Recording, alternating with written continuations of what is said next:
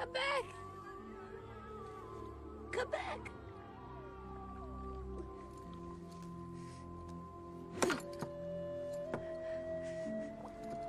I'll never let go. I promise.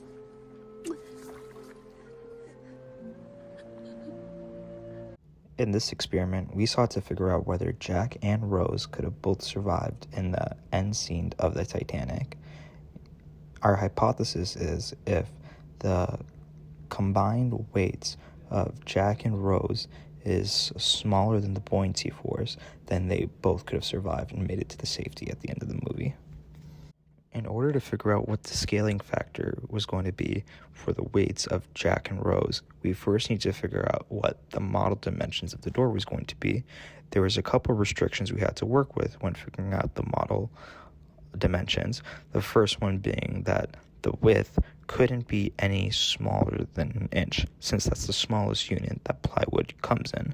Next, we found that the height of the door is usually 2.5 times the length of the door, so we set the length of the door to be about 5 inches, which gave us the height to be about 13 inches. After we found that out, we then calculated the volume of the model door, and we divided the volume of the model door divided by a standard door volume, and when we did that, we got the scalar to be 0.0051 or 5.1 over 1,000. After we found what the scaling factor for the door was going to be, we then had to figure out how much Jake and Rose would weigh in our model.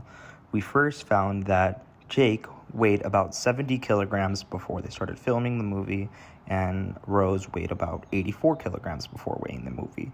We then converted the mass by kilogram into grams and multiplied that by our conversion factor to get that Jake was going to weigh 356.7 grams and Rose would weigh 428.03 grams. Before conducting our experiment, we had to calculate the buoyancy force. We used this by using the values we found for the density and the volume. We used a density for ice-cold water because in the movie it is filmed in the ocean. It's freezing water. So we used 0.9 grams per centimeters cubed. The volume was 1,065.16 centimeters cubed. So plugging those in, we get a total FB of 9.4 newtons. This combines the weights of Jack and Rose. Will apply a 7.69 newton of force, so in theory the door should still float. One key difference that I want to talk about is that in the movie they had salt water because it was in the ocean, and we did not. We just used cold water that was in the fluids lab, and since the materials were borrowed, we didn't want to add salt water. So there'd be a little bit of differences, but overall that's what we had to do to make our experiment.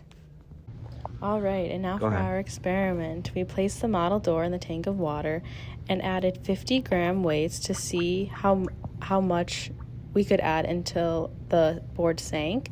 And we laid them around the door because Rose laid down flat, and we wanted it to mimic a distributed load.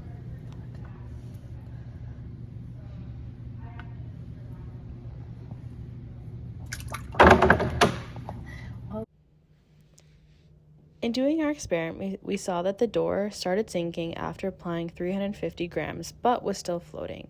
It completely sank at 400 grams. So we can conclude, based on our model, Rose should not have been able to be on the door without it sinking. However, Jack would have been able to get up and stay in the door because his weight scaled down was estimated to be around 350 grams. Rose was a little fluffy, so we recommend she talk to Professor Wu on losing weight so she can save herself and her boyfriend next time.